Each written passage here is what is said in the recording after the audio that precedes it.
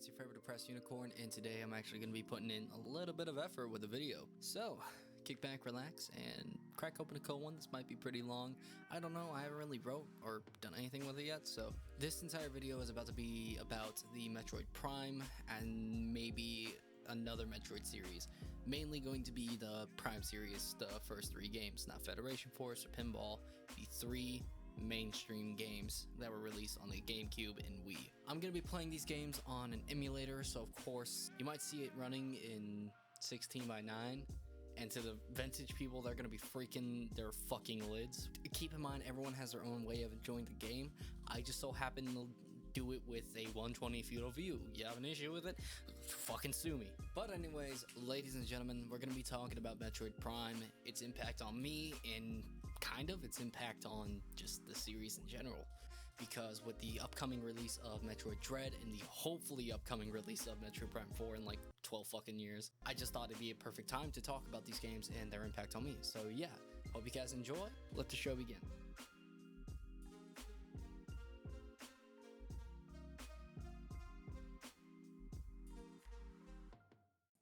Buckle the fuck up, this is gonna be long. You wanna fight me? Get war crimed on. Get war crimed. Yeah. Not so tough now, are you? If I can open this video with 2 words Let's see.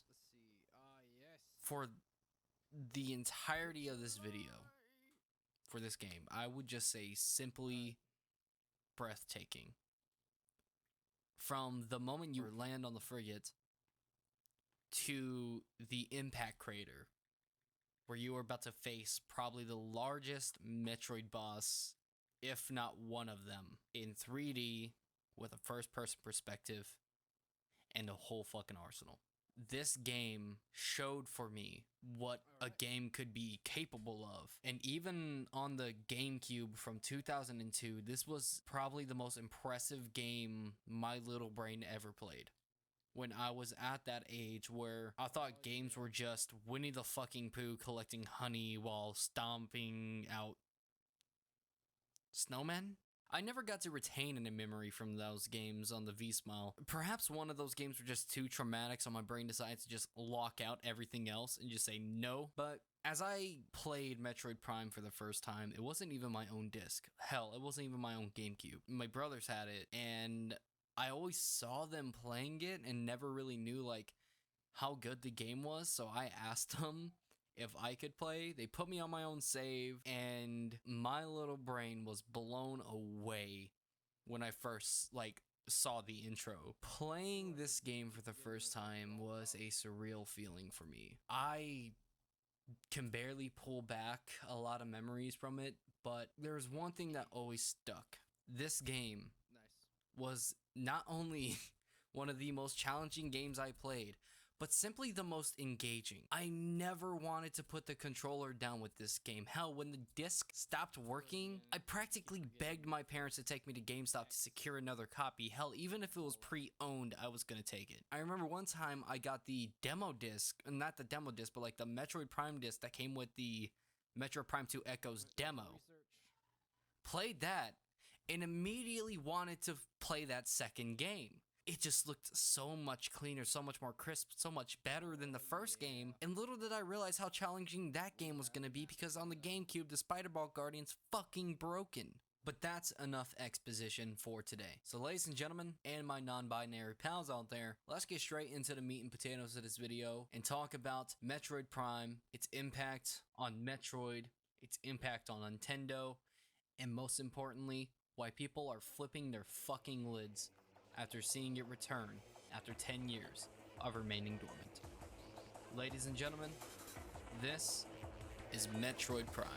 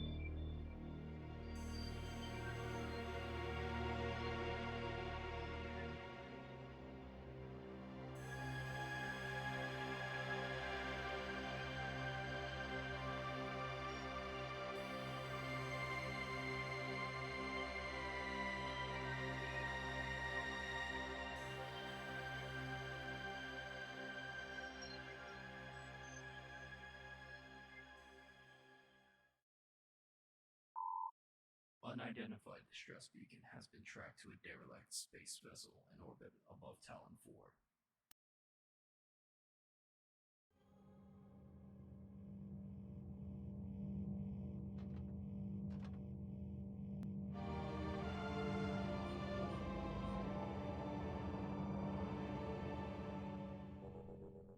That fanfare will never get old. This is the Space Pirate Frigate. The tutorial world and the prologue world of Metroid Prime. It has so many little bits and pieces that I love about it, purely for the reason that it functions as just a tutorial. While at the same time, if you are someone who likes to use the scan visor, it gives you so much bits and pieces of the story. It tells you how certain creatures have died, their research going on in the world. Then the fucking ambiance when you are first entering the ship, just, it's tense. It's like there's no music, just the sound of the halls. And then you enter the main room. There are bodies all over the room. There's a giant dead parasite laying in a bed of fire. There's parasites feeding on these dead space pirates. You can scan them and see how they died. Some with severe lacerations to their neck, chest, and cranium. Some just straight up being fucking impaled by the parasite queen. The fact that this scan visor has that much detail to it is insane. There's even a wounded space pirate that you take out right next to the door, where you can get a little bit of research in as well on some escape pods that have launched, and the escape pod coordinates headed towards Talon 4's research center. There's also a blockade that you had to blast away with your charge beam, not to mention another space pirate killed by trauma to the cranium. You walk into this room, you see some parasites enter a hole, hinting you to use the morph ball. So you go into morph ball, and you roll on through the vent, and boom. You have a map station. The game literally just foreshadowed how fucking important the morph ball is going to be for your playthrough.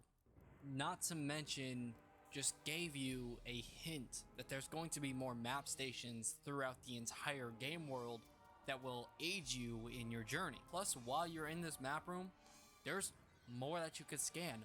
All these terminals have at least one log on them, whether they're important or just side quest. Hell, this game is so detailed, you could shoot some of the top monitors off. Then you enter an entirely different room where there's a certain specimen currently in stasis amongst a few other holding units which seem to have been breached in some form or manner. You can scan around and you'll see those specimens have an unknown status, meaning they're either lurking about the ship or they're dead. There's still a few battle-capable space pirates laying around, so you deal with them and then keep scanning around just to see that they are doing intense experiments on these creatures. Some of them even being infused with Phazon, which is the entire theme of the Prime trilogy. And then after all this, a few more empty halls, our first tango with the turrets, which are going to be a pester throughout the game, trust me on that. We get our first boss, the Parasite Queen. Before we jump straight into combat, we scan around to see some of these creatures contain either a very weak life source or they're gone. And then we step onto the elevator. It's silent, and then there it is. Climbing from the ceiling down into the reactor core to give us our first taste of a boss fight. The music for this boss fight is honestly quite amazing. The boss fight itself, people who have played Metroid Prime more than once like me know, it's a fucking pushover. A couple of well-placed missiles later, and the Parasite Queen dies. It falls into the reactor core, triggering a chain reaction of the reactor core melting down and you having to get the fuck out of Dodge. Some said it was a bit too early for an evacuation sequence, but I find this more akin to Super Metroid. You go into a abandoned ship, you shoot a monster a few times, the ship's about to explode, you get the hell out of Dodge. But this ship isn't abandoned. This one still has a very small amount of life inside of it. Whether it's specimens being experimented on by the space pirates, or it's space pirates both wounded and in incapable condition. It's their life or yours. And we all know Samus. She ain't dying today.